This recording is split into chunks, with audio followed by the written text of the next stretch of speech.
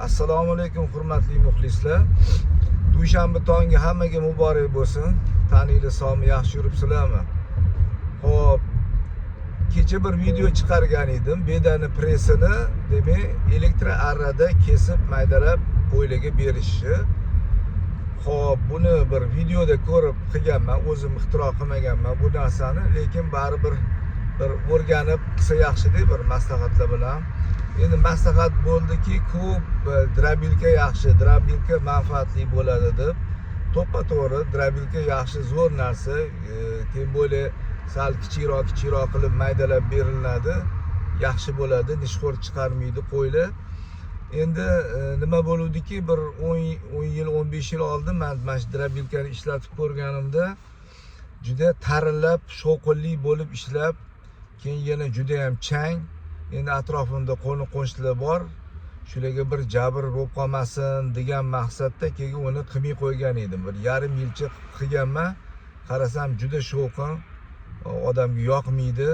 Endi meni vaqtim faqat yakshanba kuni bo'lardi shunaqa maydalash masalalari bo'yicha.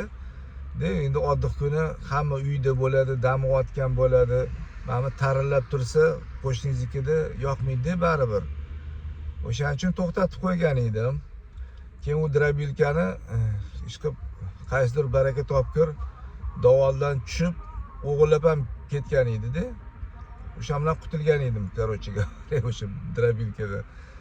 Endi kechagina mana shu video ko'rib qoldimda, elektropilada hashay maydalab berayotganini-da, o'shani bir o'zim qilib ko'rdim. Endi ko'ramiz, qanchalik bir manfaatli bo'ladi, boshqa bo'ladi.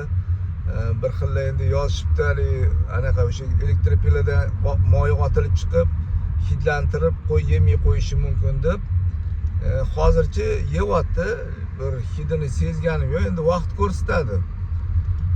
Xudo xolasa, mayli-da, endi qilib ko'raverish kerak, nima yengillik bo'lsa, qiziq-da baribir. Hayotda nimadir yengillik qilib tursa, o'zingizga ham qiziq, boshqalarga ham qiziq. Chiqib Alloh bir to'g'ri yo'lni ko'rsatadi degan umiddaman. Taninglar sog' bo'lsin, maslahatlar uchun rahmat. Yanada nimadir maslahatda bo'lsa, aytinglar, men ham o'rganishim kerak. Sog' bo'linglar, rahmat kattakon.